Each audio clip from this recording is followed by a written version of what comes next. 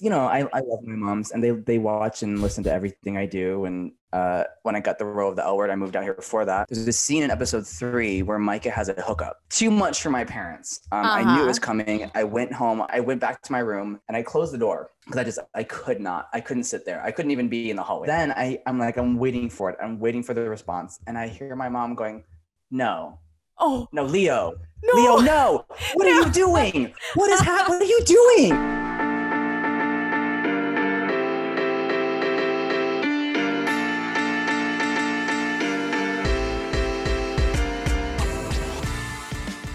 I am going on tour. I'm going on tour through Texas. I'm hitting Austin, Dallas, and San Antonio at the end of June. AshleyGavin.com. Go check it out.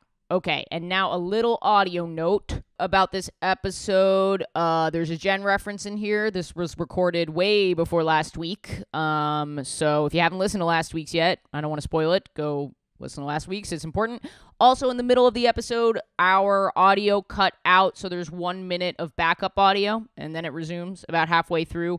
And that's why Patreon donations are really, really important. Usually, we're filming this on 4 cameras, so then I'm also monitoring the regular audio and the backup audio, and making sure that the guest is doing all the things that they have to do. That's several people's jobs, but right now it's mine. So if you want higher quality and less mistakes so that we can hire someone and pay them fairly, patreon.com/WHGS. Right now, our personnel, like our staff costs, are approaching $2,000 a month. So it's really helpful. If everyone who listened donated $1, we could pay everyone fairly and have a lot more time to make a lot more content because we'd have a full team. So consider that. And there's 45 minutes of bonus audio on this episode, so it is worth it. That's one of the things you get.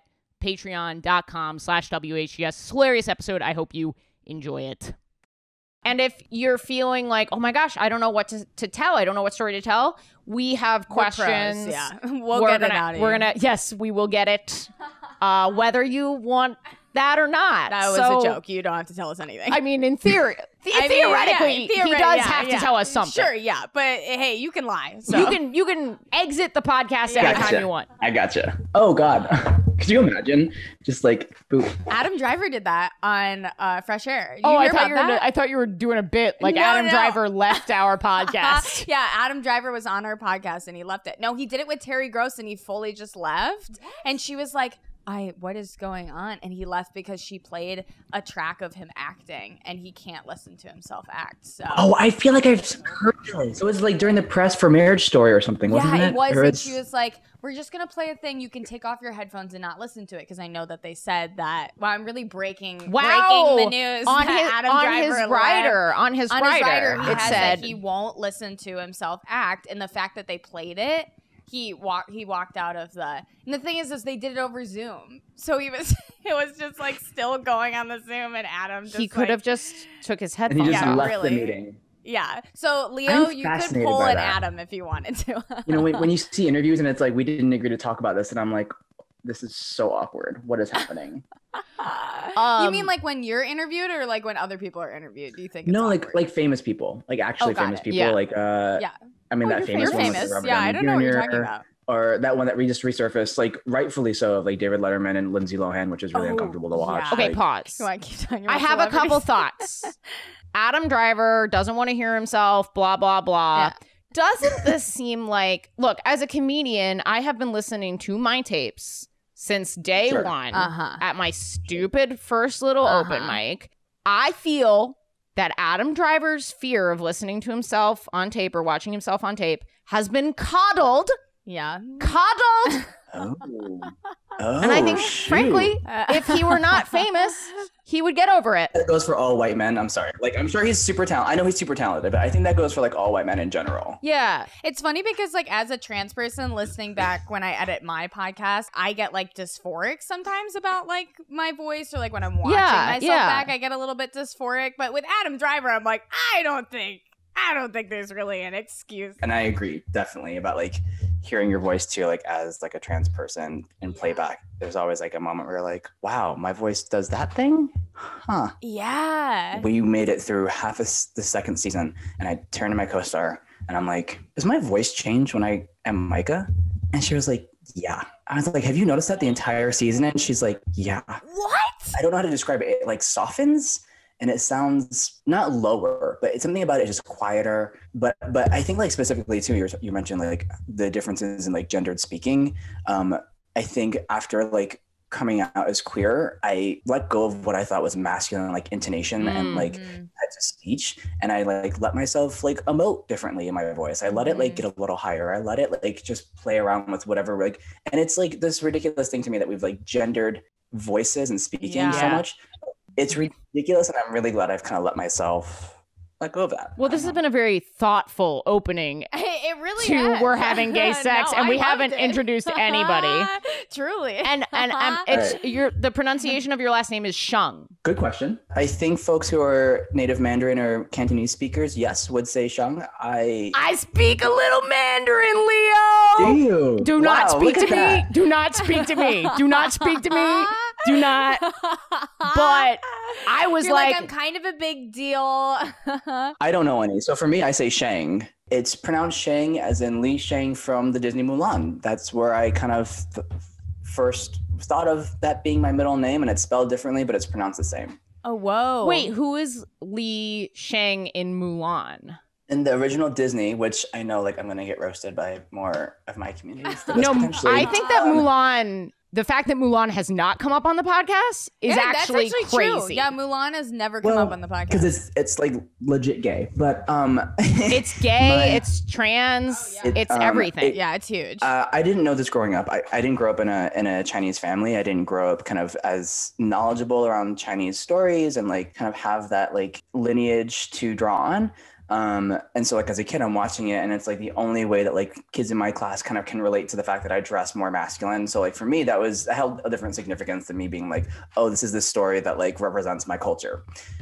I got older and realized it was not as historically accurate. But you know, for sure. Print on my life and my journey. And I was 12 or 13 when I was like trying to find a name that fit for my middle name and Sheng was it. Oh, that's awesome. We took another heartfelt diversion. I'm loving this. This is incredible. But we're so happy to have you. You're an actor. You're on the reboot of the L Word. I mean, just a phenomenal guest. Yes. Leo Sheng. Yes. Wait. I gotta hit the thing.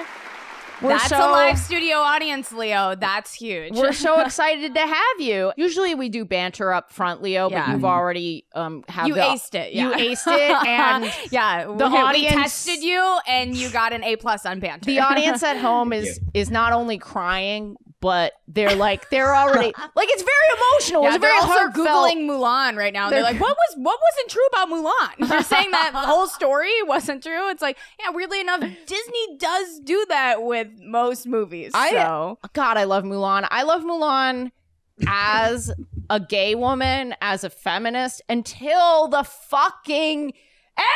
Yeah. When it's like, Jesus fucking Christ, can't she be the more mask in the relationship? Yeah. Like, that's what I wanted. I really wanted her to be gay at the end of the day. But I mean, like, that was like, what, the 90s? That came out in like... It was pretty cool for the time. Oh, absolutely. But anyway, let's get into it. Yeah, let's introduce ourselves. Oh, we do these intros, Leo. You're going to be fine. I'm Ashley Gavin. I am a cis, gay, white woman. She, her pronouns. My Mandarin is not good. I mentioned my Mandarin. I don't want anyone coming at me for my Mandarin. It's very bad. I haven't spoken Mandarin in a decade. Can I just say, though, Ashley's never gotten a guest last name right. It is actually statistically, Ashley has gotten just about every single guest last name wrong. Oh, I'm honored. No, it was truly like, I can't believe this is like, you like actually got this right. Look, I'm about to. This is real risk of cancellation. What I'm about to say. Okay. My job on the podcast is to introduce me first, and then we'll decide. And then, as always, sayable. My youth in the sound booth keeps me from getting canceled. Well, maybe we'll see in about 2 minutes. We got a camo, a camo baby over here. Tree. Can I even what? I hear a baby, but I can't see one. That was funny. What is that? Is that a goo goo gaga? Is that a... Is that a whimper out there? Goo goo gaga. It's Gara Lawning. Yeah, I'm a small child lost in the woods. Hello, I'm Gara. My pronouns are Get they, that at them. Cabela's? I actually do think it's Cabela's. It's a real tree t-shirt. This is like trans mask. Like, this is the trans mask flag. Oh, yeah. It's like the real tree. Like, we've reclaimed real tree. It's actually gorgeous that we reclaimed it. This is what I want my wedding dress to be made out of. I have two things that I have to get to once we're done with intro. Anyway, they, them, transmasculine, non-binary, I'm pansexual, and I'm white. And that's it. And Leo, do you mind introducing yourself? Okay. My name is Leo Sheng, but probably should be pronounced Sheng. I am a queer. I just want to clarify that as a white woman, I did not tell Leo how to pronounce his last name. Oh my God, the listeners this is true. How this is am true. I supposed to feel right now? When people ask me how to pronounce it, I give them the same explanation. For folks who might speak Mandarin or Cantonese, it will be likely seen as Sheng. For me, as someone who speaks neither, it is Sheng. I am a queer trans man. I use he, him pronouns. I'm an actor sometimes. And I'm out here in LA kind of bopping around. And I am not white. I am Chinese American. And I'm really excited to be here. This has been so fun already. It's only been a few minutes, and I'm good. Great. Yeah, that makes me so happy. We're bummed. So the two things I want to address. Yeah, let's go for it. Well, the thing is, let's go in. Remember, you can Adam Driver this interview. You can get up and walk away at any time. But it's weird how with names that are not Anglo names, we just decide how those names are pronounced. And when those people get famous, they just have to fucking, I mean, Hassan Minaj has been mispronounced as Hassan, and he only recently clarified that on Ellen. Right. And it's just so weird to me. Yeah. I don't know. Wow. That's my thoughts as a white person speaking on something that isn't really mine. I feel like I have a very different experience as a Chinese American because I'm adopted. And so my name growing up, my given name was a very Americanized, beautiful name. And it was a beautiful name. It just wasn't for me. And so I didn't have that. I don't have that experience of having my name either mispronounced so much that I just kind of go with it and have to suck it up and deal with it and just let people say it. Or having to correct people. And for that, that's something that I'm grateful I haven't had to experience, but I'm also aware of how much that kind of shapes the way we look at, like you said, non-Anglo names. I always think of Uzo Aduba, how her mom's if people can say Tchaikovsky and whoever the other person was, they can say your name. Yeah. What do you think, Gara? Am I canceled? I do not think you are canceled. I really, in this situation, do not think I am the person.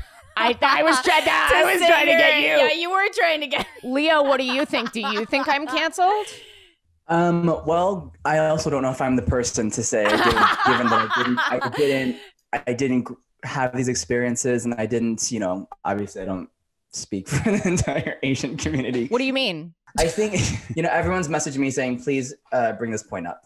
I think it's an important point, and I think accountability is real too. So yeah. Oh, for sure. Yeah. And there's also ways to respect names, and if you got someone's name wrong and be oh, my name is actually this. There's actually a way to be oh, I'm so sorry. Yes. Your name is this. Totally. Which is honestly, I don't find to be that hard, but I guess, yeah. Anyway. Well, again, we really another thoughtful diversion. Keep going deeper and deeper. I mean, this is the stuff race dynamics and gender and stuff is what I studied and facilitated before I was an actor. So I could talk about this shit all day. Oh, really? So you are the person to cancel me in a way. I don't have that much power. I don't know if I want it. I don't know if it's up to the people. Mm-hmm. It's really up to the people. Listener, do you think I'm canceled? Write in. I feel like this is on a flight when someone is what do they call them when there's an undercover air marshal? I feel like that this is this situation. Oh my God. Yeah. on every flight. Podcast. On every podcast is an undercover podcast marshal. Cancel Marshall. Well, I'm so glad that you're here, and you are so thoughtful already, so I know it's going to be a great episode. Mm-hmm. All right, guys, time for a little gay sex pro tip. That's right, a gay sex pro tip.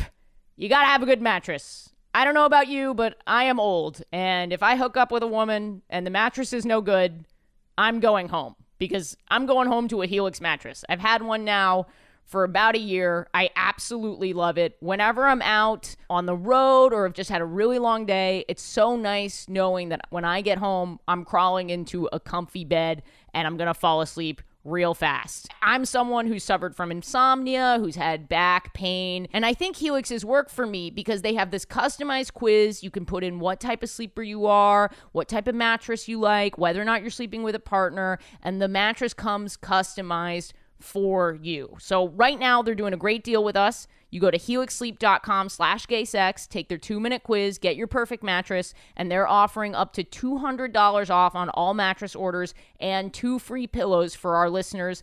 helixsleep.com/gaysex. You don't want her leaving, you know? You got a comfy bed? Get a little spoon action, okay? helixsleep.com/gaysex. Go check it out. The story that my God. What? Maybe I'll tell a story that I didn't know I was going to tell. Oh, really? I love that. Organic. Yeah. Please. There's no real ending to the story. Okay, that's fine. I love that. I love that. Okay. Yeah. Just I'll do talk it. about Do it. it I'm as going to you talk go. about my study abroad. What? Where's my air horn? Yeah, hell yeah. Talking about study Now abroad. listen. Wait, I have to say, I love study abroad kids. I didn't go to college, so I think study abroad kids, like when you're sitting down with someone and they're like, you know, when we went to Italy, we ate cheese like this all the time. And I'm like, please go on, Denise. Well, you know an aspect of my personality Oh my God. that I rarely acknowledge on this podcast, which is like, I don't talk about the things that I've done as a basic white woman. Sure, yeah. I don't super like talking about them. You do have huge study abroad energy. Like, What the you fuck have is your problem? Huge I studied abroad energy. Leo, do I have studied abroad energy? I know I brought up that I speak Mandarin very early in the conversation. I feel like if you had brought it up like high, like in the intro, like when we opened the camera, maybe. But If you brought it up, hi, I'm We Ashley have Gavin. My done- pronouns are she, her, and I studied abroad in college. you saved it for a little while into You it. want to know Yeah. something cool about Mandarin, though? Yeah. The pronouns in verbal form Oh, no way. are the same. Oh, wow. yeah. I said no way before I even knew it. I feel like Yeah. whenever people are just like pronouns, gender, I'm like, You're like, that's oh my awesome. God, that's so cool. I love talking about pronouns. in written form, they're gendered. Okay. But in spoken form, they're not gendered. Did not Oh. know that. Anyway, Yeah, I tell us new about every day. Yeah, so truly. God, this is the most obnoxious I've ever been. And I hate it. It's weird because I don't like pretension. I hate pretension. But there are a lot of parts of my life that I could come off as very pretentious. And I'm about to talk about one of them. Yeah, great. And I feel vulnerable. We'll do like a pretentious meter. Okay. If it like All right, we can hold space for that. yeah, Let's hold we space for can't hold space for that. We can hold space for that. I love Leo. So I studied abroad. I went to Hong Kong. Okay, yeah. It was awesome. Mhm. I saved up a bunch of money. I worked as a camp counselor. Oh, And yeah. I took all that money. Also, another thing, you have huge camp counselor energy. That I will Big that camp I will counselor. Yeah. take. Yeah. Huge camp counselor that, like, if I were a camper of yours, you're going to hate this. But if I were a camper of yours, I'd be like, I think I'm gay. Be like, I'm flattered. Gay. Oh, yeah. I saved up this money so that when I studied abroad, I could travel. And one of the places that I went was I met my girlfriend in Australia because that's where she was studying Whoa. abroad. Whoa. So the month Cool. after my study abroad was over, I lived in her dorm for a month in Australia. I spent every dollar that I earned over many summers of working so that I could go on this trip. And we went scuba diving in Ooh. the reef, the Great Barrier Reef. Whoa. Yeah, Oh, this is wow. why this story is fucking obnoxious and pretentious. Yeah, You know what I mean? Like, Did you find Nemo while you were there? I actually I have no joke for this. That was the 42 best Wallaby Way. That was good. I like that. A lot of Disney references right now. I love Disney. But the thing was that the scuba instructor, this Australian guy, like when we went in, they were like, "Oh, is anyone dating?" Like they were just getting to know everybody as they were teaching us how to scuba dive. Sure, yeah. And as you and do. me and my you get to name the people in our story. This is my ex-girlfriend from college who I went on study abroad with, and she studied abroad in Sydney, Australia. Give her a name. Oh my God, Becky. Yeah, Becky's good. Yeah. Becky's good. So her name is Rebecca, but when she went to college, she was like, I'm Becky now. I love that. Yeah. So the instructor was like, anyone here dating? And we were like, we're dating. And the instructor was like, what? We were like, we're dating. Oh, Australia? Yeah. No, super homophobic. Pretty homophobic country. No, really homophobic. Damn. Yeah, parts we of have Australia. A lot of Australian listeners. Hell yeah for listening and like, living there. But I've heard so many homophobic things about Australia. Yeah. Oh, it's so interesting because I'm thinking about Wentworth being like one of the like super gay show, like, and like how that must be received among Australian viewers. I don't know what. Is it Australian? I haven't seen Wentworth. It's like a grittier Orange is the New Black. Oh, interesting. Okay. And they have a bisexual bachelorette in Australia right now, and they're going to be doing. Yeah, they do. Yeah. Oh, that's so interesting. So a lot has changed. Yeah. Also in Nanette. This was many years ago. Yeah, Nanette, she talks about a lot. That's like her whole set is about how homophobic, especially toward gay women. Well, it was a very trying time for me on study abroad. I had to live in the very homophobic country of Australia. Me and my Sydney. girlfriend, two white women in so much pain. No, but he was Why like, does it sound like you're doing like poetry right now? Two white women in so much pain. Scuba diving for each other's hearts. Oh my God. Coral reef glistening. Wow, that's good. My tear rolls down my cheek. Clit throbbing. How have we not done slam poetry? I know, we should. Please. I am underwater, my only lifeline, the oxygen, but you are the oxygen that I breathe. Wait, that was good. What the hell? This is perfect. This is like this next time you guys get to do a live show. Yeah.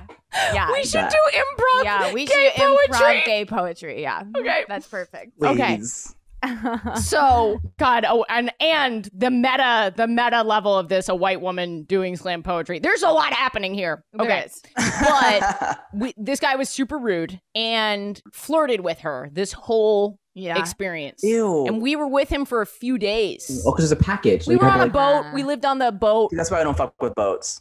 Yeah, right. Yeah, I agree. I can't believe that I brought boats into this also. Fuck me. Okay. I can't. You're like, we had an espresso machine on the boat. Just really good. Woke up in the morning to just like fresh pancakes and like, but the scuba instructor was like really homophobic. Wait, can I ask you a question, Leo? Sure. Have you like traveled with like a significant other? Ooh. Okay. Well, yes, I have. So I actually only got my passport about 2 years ago because I really did not want to go through the process of acquiring all the fucking documents that a trans person or like just not cis person has to acquire to do this. And it's a long process and it's not cheap. The main thing I remember is we drove from Michigan to like South Carolina. We took turns and I made this awful playlist on Spotify called Trippin' on the Road. That was just like 90s and early 2000s hits. Yeah. And this is like the rest of the trip was fine, but this always stands in my mind, especially lately as like an Asian American person. The person I was with was white. We stopped in this tiny ass little town and we went into this antique store because she loved like vintage kind of kitschy things. And I'm like, okay, sure. We walk in and not only is it Confederate flags, that is one thing. It was Nazi flags everywhere. What? Like little Nazi figurines and like etched and into different items and we're walking through and I just remember being like kind of looking at her like, can we get out of here? And I don't think she could really read that. I think she knew. I think she was aware it was a lot. I wasn't going to be like, I'm just going to wait outside because that feels even less safe to be by myself outside. That was like we were like pretty late in our relationship, almost 2 years. And I remember being like, this is a really important moment that I'm not going to forget. And and then we left, and like literally across the street, like kitty corner, is this super cute bookstore, pretty liberal, like, you know, like non-gendered bathrooms. And I'm like, where the fuck are we? Yeah. Like, yeah, that's There's crazy. Just so much happening. And I think that was actually the last trip we took before we broke up. But wow. Honestly, I cannot imagine anyone walking into a store like that and not immediately being like, best case, you walk out, period. But the only reason that I would ever stay in a store like that, I am Jewish on my mother's side. The only reason that I would stay in a store like that is like because it's so culturally interesting to like be like, what the fuck is this? But I'm also, people don't always know that I'm Jewish because I'm only part Jewish. And like, so I'm safe in there. You know what I mean? Like, I also am not visibly gay. Sure, yeah. So I can't imagine being with someone who if we went into a place like that together, I'd be like, hey, Gara, let's leave. Oh, I would fit. Well, in the camo and the mullet. With the camo and the mullet, you're fine. I can really. Sure. I think that's such a red flag for me, Leo. Like, to be fair, I am somebody who also is very aware of others' like desires and needs. So there is a chance that maybe I blocked out where I was like, no, I'm fine. Yeah. Like, right. Yeah. It can also like stun you. Right. Also, you can be in shock. Like, you're like, it's completely shocking to see that. Nazi I mean, like flags, even Jesus. seeing it like when you're like in a bathroom and you're just kind of like chilling, like taking a shit, and you just like look up and there's just like on like the wall, and you're like, holy shit. Yeah. I can understand. You saw the Confederate flag in my bathroom. Yeah. Let me I'm retake like, that joke. You saw Yeah. the Nazi Yeah, flag do- in my bathroom. That's a better one for me. Yeah, great. Yeah. We'll use that. Edit that one. Yeah. But just in case anyone thinks that's serious for 1 second, I can't, whatever. But well, good thing you added those. So. Another thoughtful moment with Leo. Thoughtful moments with Leo. Yeah, thoughtful moments with Leo. I wish I when I was a kid, I wanted to be a comedian. And I realized that just wasn't going to happen. If I ever was to try, I have like 2 stories. I'd have all the things that my moms have said to me over the years, which maybe are funny in the moment. I have 2 moms, for the record. I have 2 moms. What? Really? Who are both social workers. So my childhood was a lot of expressing of feelings. And yeah, you know, I love my moms, and they watch and listen to everything I do. And when I got the role of the L Word, I moved out here before that. I was getting texts from my moms that they were watching the original, because we didn't have cable. Like I didn't have cable growing up. We had like an antenna that you got 4 stations, you know, and it's all super blurry, and like you hear it moving, and it's like a fucking lawnmower. On the boat that I was in during the scuba trip, we hardly got any self-service. So I totally understand. You really understand this. Just like, so we didn't have a connection to like what was happening, and that's kind of like what, you know, not having cable is a little bit like. You get the news, but it's local news. Yeah. And so I was getting text messages, you know, I'd be on set and it's like, oh, Alice just did this, or Shane just did this. And then my mom's like, we're watching this because we're good moms. And I'm like, there's this scene in episode 3 where Micah has a hookup, you know, nothing really is shown. Too much for my parents. I knew it was coming. I went home. I went back to my room and I closed the door because I couldn't sit there. I couldn't even be in the hallway. Adam Driver understands. Yeah. Adam Driver would get it. Then I'm waiting for it. I'm waiting for the response. And I hear my mom going, no. Oh. No, Leo. No. Leo, no. What are you doing? What is happening? What are you doing? And I'm just like, la, la, la, la, la, la, la, la. They did. This was not on their bingo card for 2020. Meanwhile, my mother fucking listens to this podcast and texted me once that I look really good naked. Oh my But let me God. just wrap up so we can get over to Leo. But the guy was flirting with her. Okay. It's weird because Jen and I, in my relationship with my current girlfriend, we have a very easy time acknowledging that people are flirting with us, and we think it's kind of cool, and we like talk to each other about it. Right. We also like, if we're walking down the street and we both happen to glance a bottom that we think is enjoyable. Yeah. We kind of respectfully glance the bottom, wait for distance, and then confer about the bottom that we both appreciate. And no one feels jealous of the other person. But in this relationship with Becky, I felt that there was a line crossed with flirting back with the other person. Oh, she was flirting back? I don't really know if it was appropriate or not appropriate, because she always said to me, like, I'm just a flirty person. But then this guy straight up after I left messaged and was like, hey, I'm in Sydney for the weekend, like, want a bone. To her? Yeah. And she didn't say yes, but things like that happened all the time. Yeah. Which made me think the line of flirtiness had been crossed, that multiple people feel that they've been given an invitation. Again, I'm just trying to enjoy my scuba diving trip. Right. Yeah, you're just trying to sit by the bay and maybe get a $200 massage, okay? Exactly. And a manicure as well. I don't need my girlfriend flirting with the scuba instructor.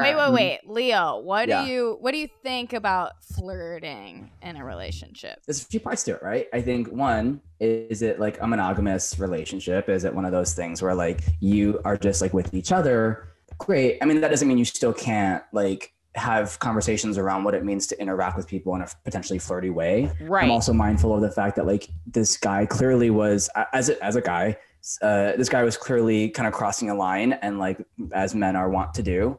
And I can see, I mean, I don't know your ex-girlfriend, so I don't know, was it like a self-preservation, like not wanting to like refuse and like then be in a position? It felt like it didn't feel that way at all. Okay. It felt like she enjoyed it. And I think she liked that I was jealous. Yeah. Oh, I mean, she got his number. Okay, no, that's not healthy. It was Facebook. It was Facebook. But she also accepted the friend request. Yeah. So, and back then, that was a big deal. Big deal. Huge deal. Yeah, I think it just boils down to communication about like, what do you feel comfortable with? And like, can you say, I don't feel comfortable when this happens? Like, if this is something you want to do, can we talk about it in a way that like makes us both feel safe and secure in this relationship? And like, like where does the autonomy, like how is that maintained, but also like understanding it, particularly if you're in a monogamous relationship? Whenever someone's like getting flirty with me, I make it very clear that they don't have a chance. Like I will like hang out with you. I'll do the flirty banter. But if you feel like you have a shot, and you know, sometimes they end up doing a podcast with you for a full year and you're still kind of sitting here like, okay, right. Yeah. Sitting by your side. Do you even know that I am there?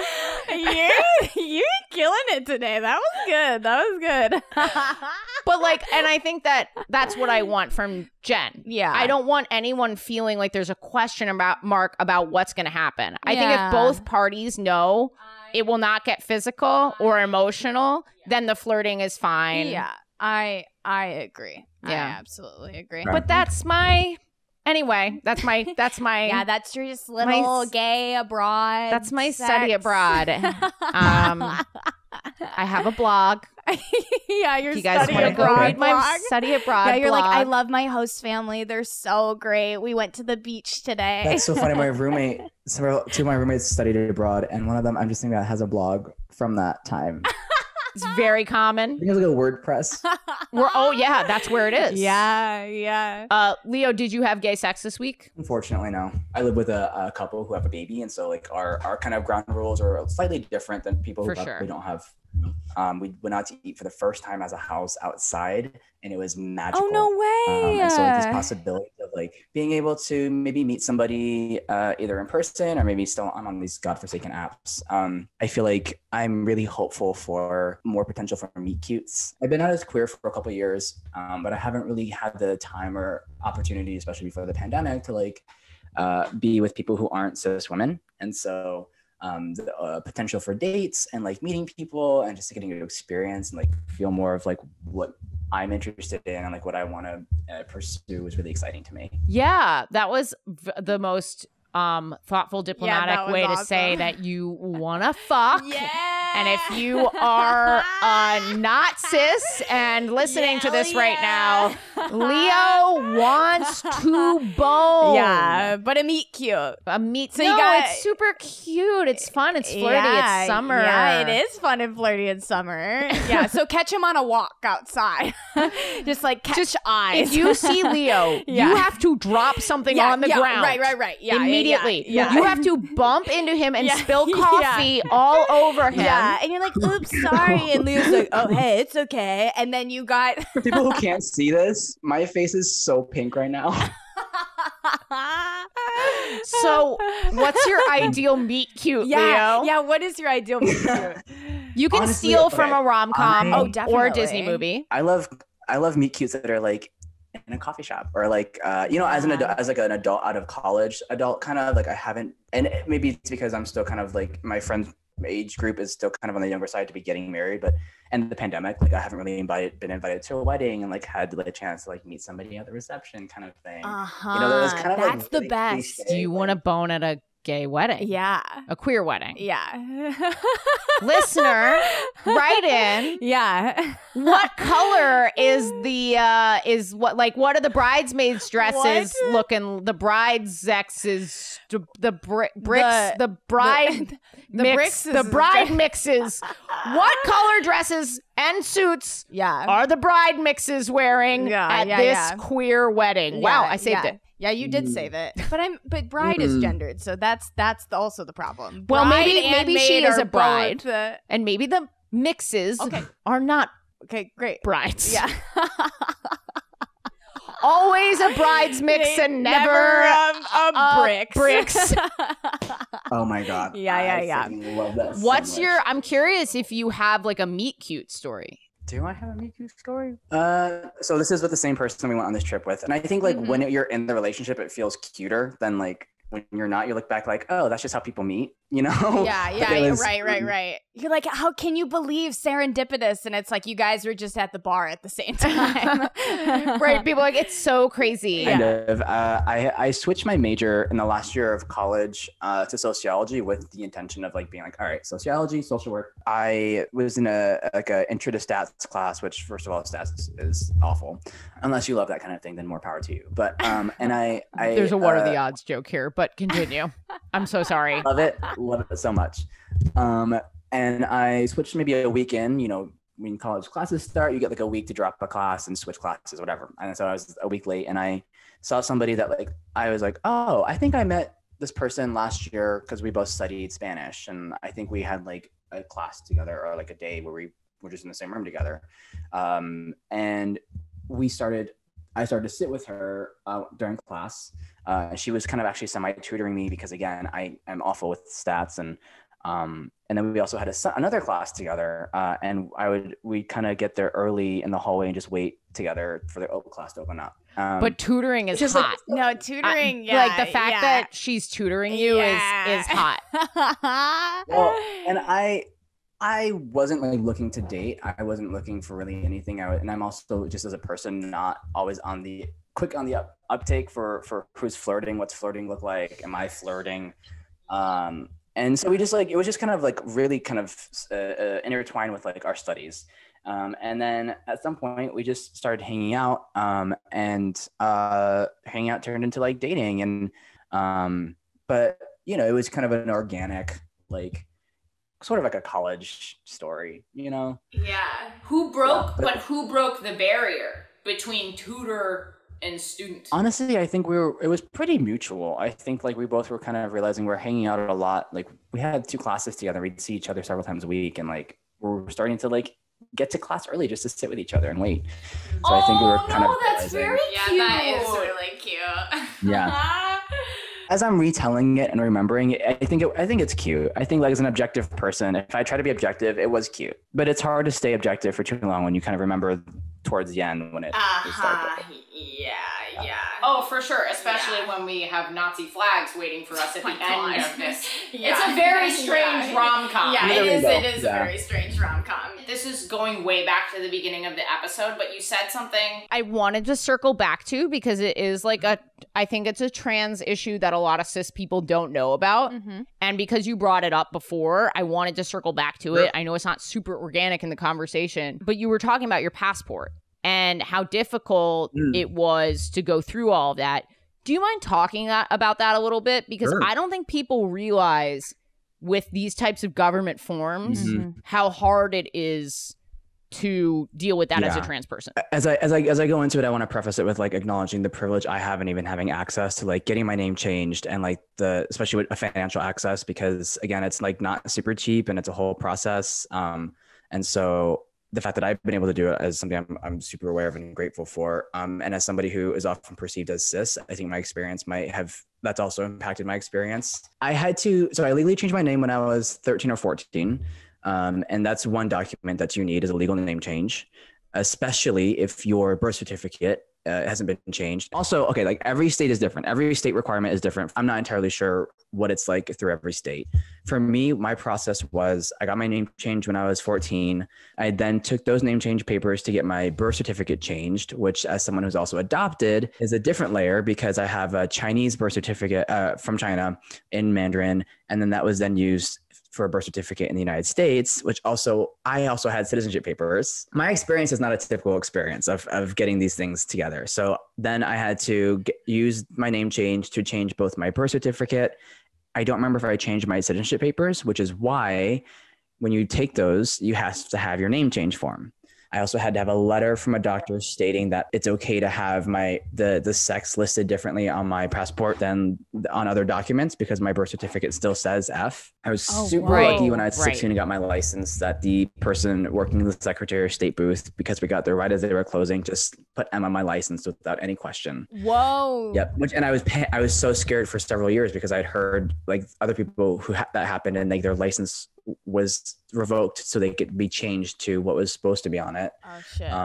So by the time I got my passport, I had my birth certificate, my name change papers, my citizenship papers, the letter from my doctor, and then I chose to get it expedited because I wanted it to come before I moved to California in case I needed it, in case like on some chance I got a job that shot on location, right? You know, not knowing about the industry. And that affects your job right there. Because it is like something a lot of people don't know this, but you know what? You do know this. For a lot of jobs, you need to be able to drive. You need to be able to travel. So like having to go through these extra hoops, like it's not just about like, you know, how you're feeling. This like really affects your day-to-day life. Yep. I mean, this literally like gave me heartburn. This whole process sounded so insane. I know. You're basically just like praying that your parents can just keep track of.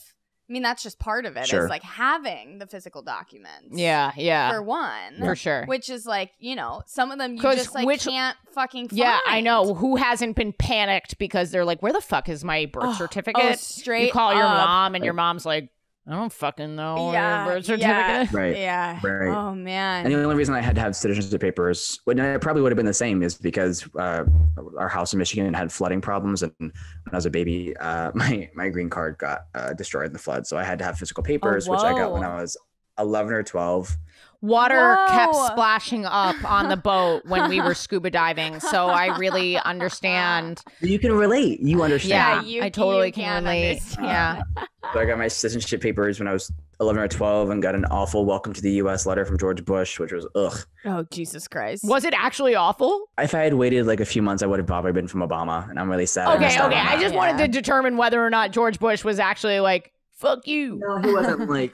It was a general just welcome to these great United States. And I was like, okay, I've been here my entire life, but all right. It was a headache, and I'm so glad that I currently don't have to deal with that. And I did get to use my passport last year for a job that I can't really talk about, but I got to leave the country. Yeah, Leo's booked. That's the best. Leo's booked. Busy and booked. For the first time, I got to leave the country for the first time. That wasn't like driving to Toronto, which is like a 5-hour drive from where I was in. Whoa. Which is great. Toronto was great, but I didn't have a passport for that. Yeah. Well, thank you for sharing all of that. I know we have a lot of cis listeners, and it's just like a little bit of a glimpse into the daily life. But I mean, like also trans listeners who, I mean, like even me, like I had no idea that it was like this truly this difficult. It's it is such a difficult process. You kind of hear stories like this over and over and over again. And people be like, and then I lost it. Like my parents lost it when I was younger. And so I had to go get this. And then I had to go. And you do have to pay for replacements. That's also something that's part of the financial privilege and access. You have to pay for replacements for court documents and for, social, and stuff. You also have to deal with like going to these places and like doing a very like,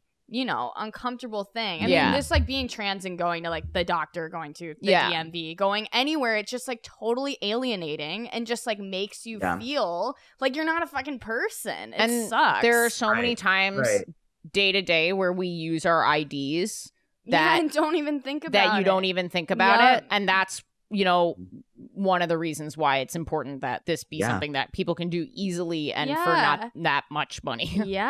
Because like even like going to a bar. The postal worker that helped me with my passport, she's super sweet and like super well-meaning. It's one of those like good intentions. I brought all these documents and she's like reading them. She goes, "Oh, okay. I had no idea. Like, could have fooled me." And like, she means it in a really nice way. And I'm from this like small town where it's not meant to be judgmental. She just really meant it. It's one of those things like I never would have been able to tell. And so like when I said before, like my cis perceived privilege does play a role into it. It's just like, it's easy. It's less questioning, but in more like you get more of the, I never would have known. As you go and ask these documents for this reason, they're like, oh. I think on the like, if anyone's trying to relate to this at all, it reminds me a little bit of when I'm walking down the street with my very femme girlfriend and maybe I'm looking a little femme and you have what I call the positive gay cat call, where people are just like, now that's something. Oh God. It's just like, wow, you guys, I wouldn't have even known you were gay if you were separate. It's just like, I get that it's positive, but also, can we like walk to the pier? Mind our own business. We're just trying to live your life. Well, thank you, Leo. That was a lot. And thank you for taking the time to explain it. It's very appreciated. Thoughtful moments with Leo. Yeah. And information. Mm-hmm. Do you have time that we can go to Gara? Sure. Did you have gay sex this week? Okay. No, I did not have gay sex this week. But the story I'm going to tell, I think, is pretty fitting for this interview with you, Leo, because I have acted some in my life, and some would say, have been an actor at points. So I too, I get it. Like I had to jet to some country as well for a role that I can't disclose either. So I feel you. But anyway, my story is about the first time I had a queer kiss on stage, which is like, stage kisses are like they're a little weird.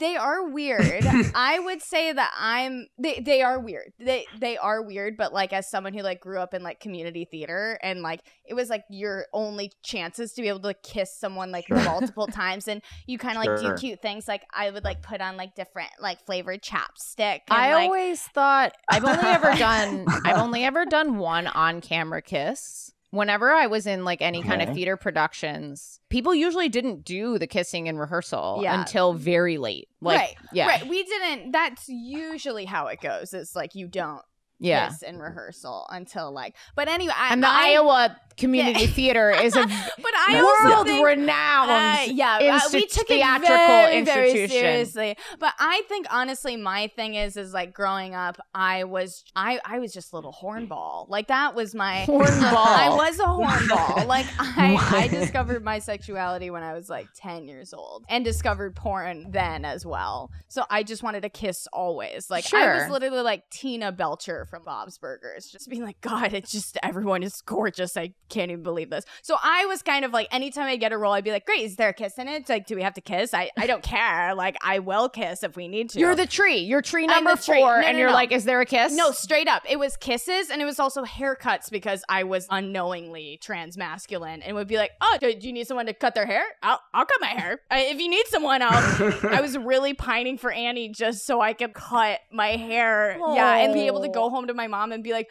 yeah, sorry, Mr. Thompson says I have to cut my hair. So unfortunately, I do have to cut my hair. But anyway, I did a play, like a really small play in New York City, and played a queer girl. And I had to kiss this one girl, and we like knew like the whole time that we would have to kiss. And no matter how prepared you are for it, it is uncomfortable. Leo, you could probably never kiss anybody on screen. I don't know what you're talking about. Yeah, never. But like, do you feel that way? That like it yes is... and no. I'm still learning what is appropriate for the scene. We have intimacy coordinators, so we really talk it out. Like, do we use tongue? Do we not? Do you want? I identify as an intimacy coordinator. As the host of this podcast, I am an intimacy coordinator. Okay, yeah. So yours is a little bit higher production, right? Whereas this queer performance literally took place in someone's bathroom with folding chairs in it. There. Yeah. Anyway, so I knew that I had to kiss this girl. Gorgeous. She was like gorgeous. And I do have like some confidence issues regarding girls I find very, very, very, very pretty. Especially girls, I think, because like I don't know. I don't know if it's a gender thing or if it's like Jen has spoken to me about this. She's like, flirting with men is fucking easy. Mm-hmm. And flirting with women is very intimidating. That's what she says. I do also find it a little bit intimidating. I do. Yeah. I'm sorry, you're shaking your head, Leo, and I'm like, how do you feel about this? I'm a little shocked that you don't agree. Well, maybe it's because I'm also kind of relatively new to like the guy scene, but I find men terrifying in general. And so if the idea of flirting with them is like, how? But you're talking about gay men or queer men who are super intimidating to me. That's what it is. Cis straight men are simple beings. I would have to agree. Even when I'm flirting with gay men, I also feel really insecure. I mean, that's also just like with me, like a... For me, flirting with gay men is, I just better put on a fucking good performance. I want a review at the end on how funny I was. That's how I feel.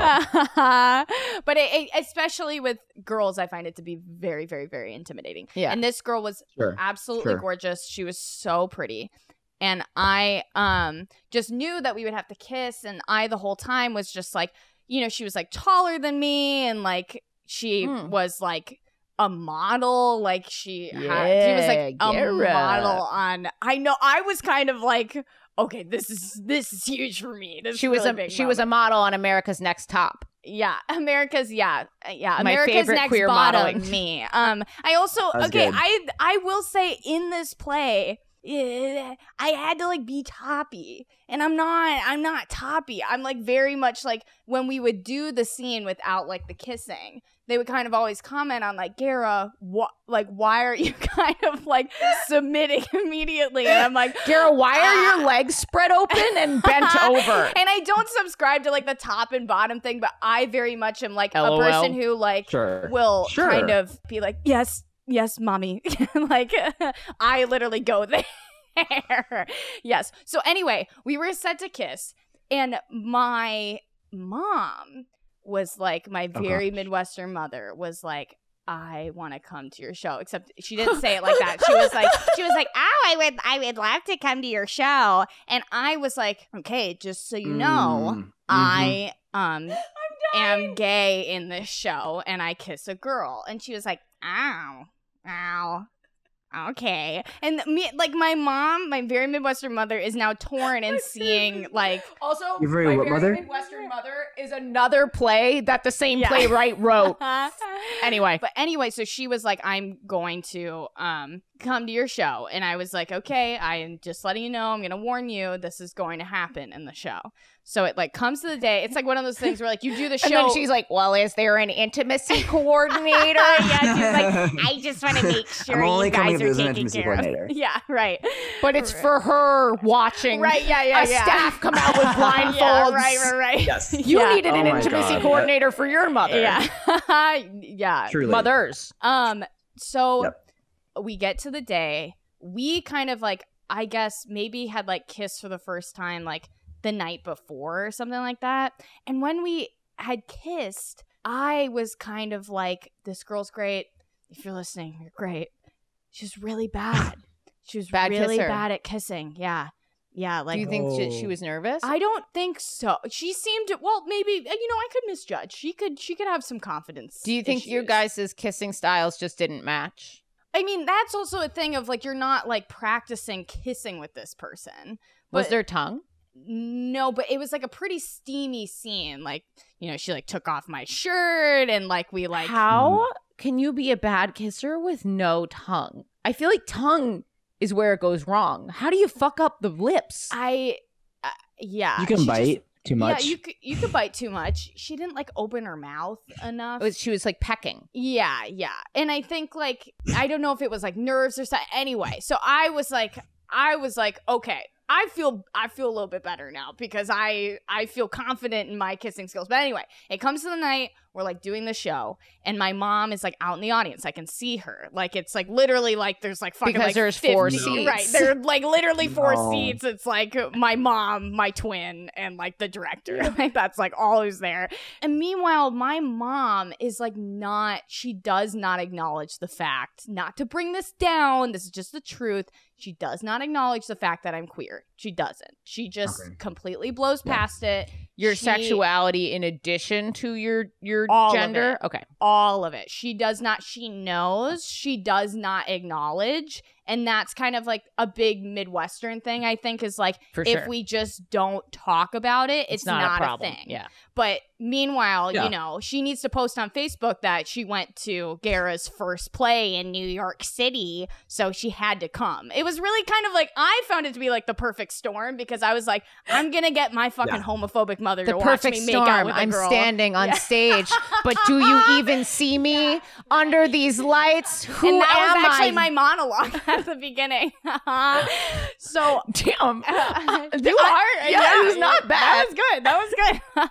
Anyway, so I'm kind of like, I'm really not even nervous about it. I'm like, maybe if I make out with a girl in front of my mother, she will finally realize that I do this for a living. Sure. LOL. I do this for a living. I make out with women.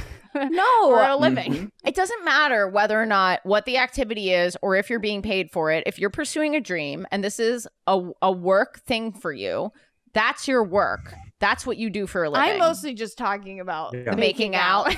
Cool. I'm just here to validate you, bro. Thank you for validating me, man. And I feel validated. I am a performer and I make out with women, and those are my 2 jobs. But anyway, I was like, okay, maybe her seeing me like basically like in a like long makeout scene. Like it's like gets pretty steamy. I like walk out on stage. She like starts taking my shirt off, start making out, and like I can see out of the corner of my eye, like she's in the front row. My mom does this thing where she comes to all of my things and eats trail mix through the whole thing. And you can hear the rustle of the bag. Yeah, you can hear the rustle of the bag, and she's very loud. She makes a lot of like noises with her mouth, so she'll be like like she's constantly talking. I don't know what's wrong with her. I hate Keely so much. Oh my god, one time I was on a comedy show and someone came backstage and was like, guys, I absolutely railed into this woman in the front fucking row who was eating trail mix. She had her feet up on the stage. No. She was being and I went, I think that was my mom.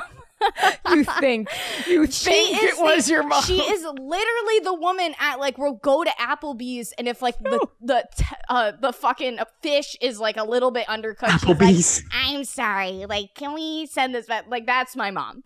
Anyway, so I'm like hearing her, the rustle of the bag. It's like all quiet because like the scene is like completely quiet. I'm like hearing her rustle, kind of be like, oh, I can hear her like ohs, like she's the only one talking, just being like, oh my god, oh.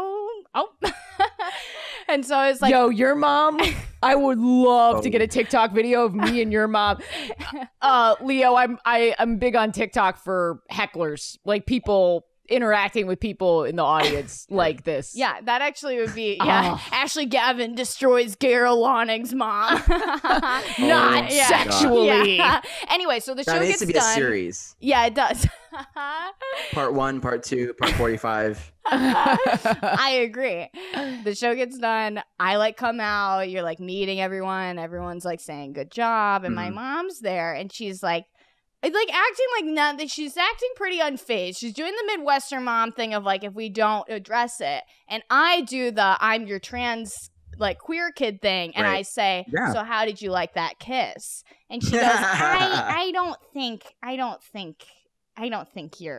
And while she's saying that, one of the people who actually plays another person that I like hook up with in the show comes up to me, grabs my ass, and goes, "Hey, Mom," and like literally is like standing there with me while my mom is like absolutely like they said "Hey, Mom" to your mom, to my mom, yeah, grabbing your ass, yeah. And so she was kind of like, okay, like we'll just go home. She got in an Uber, went home.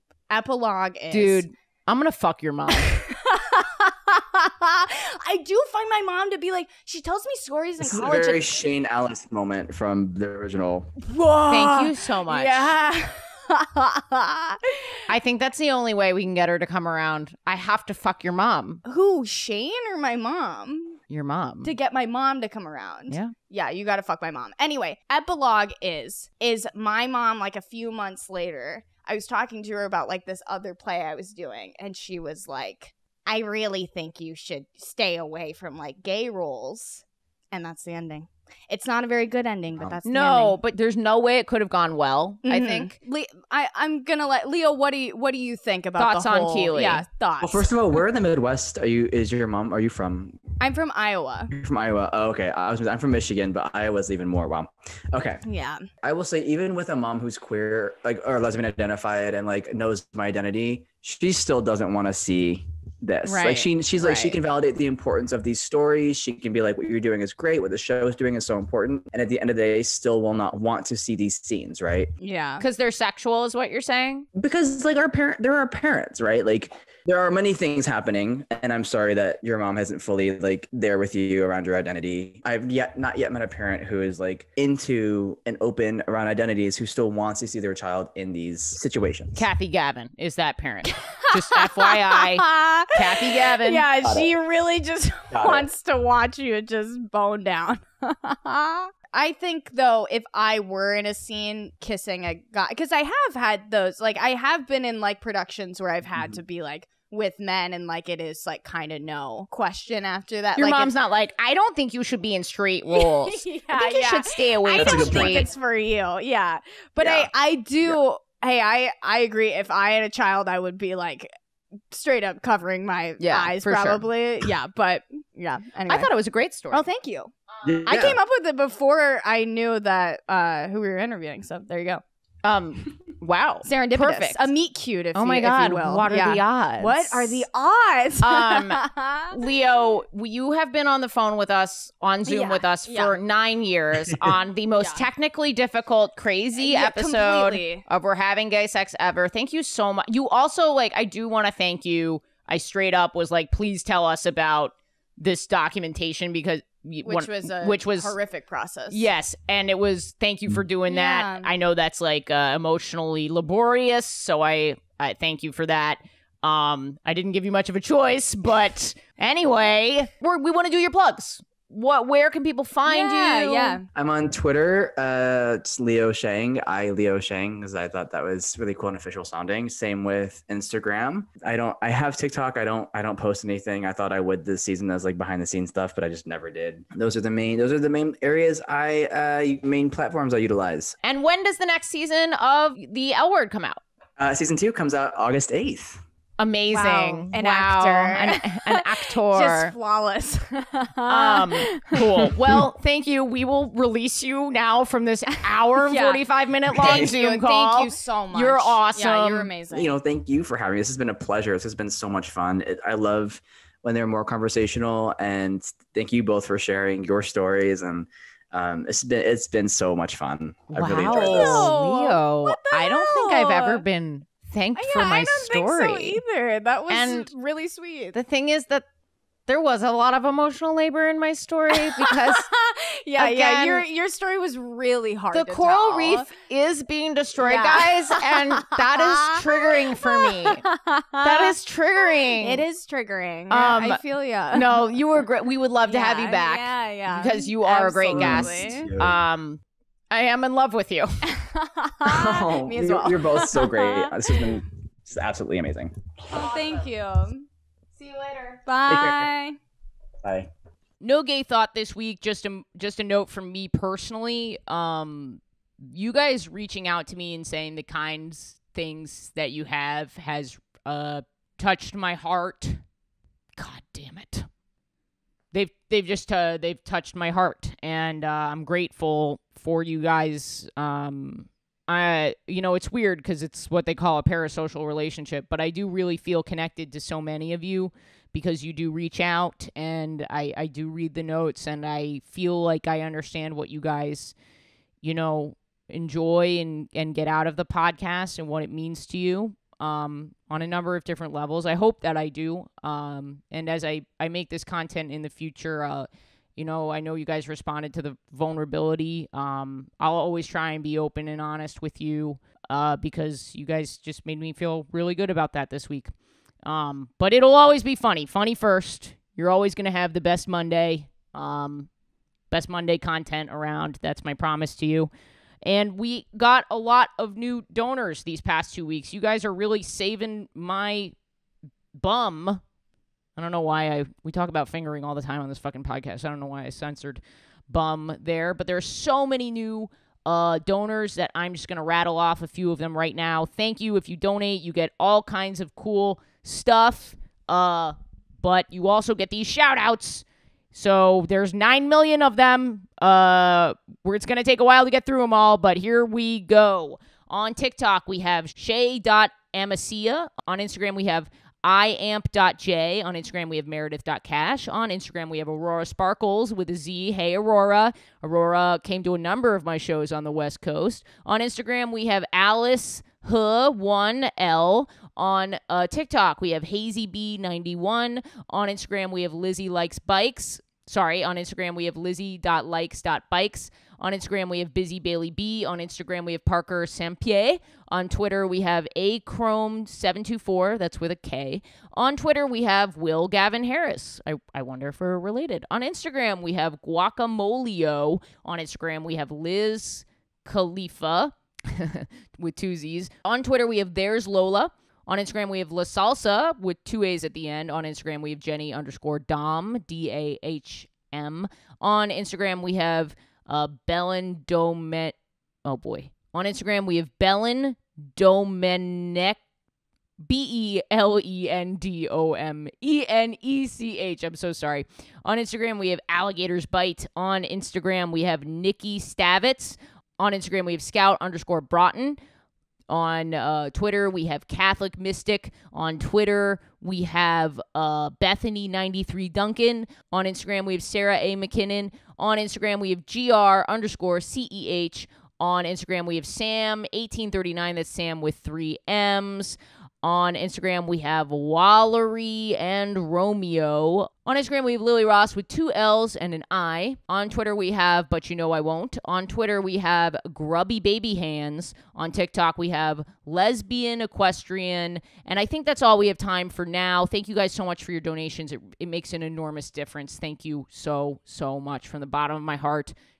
This has made a really big difference in my quality of life and for the future quality of the podcast. Thank you.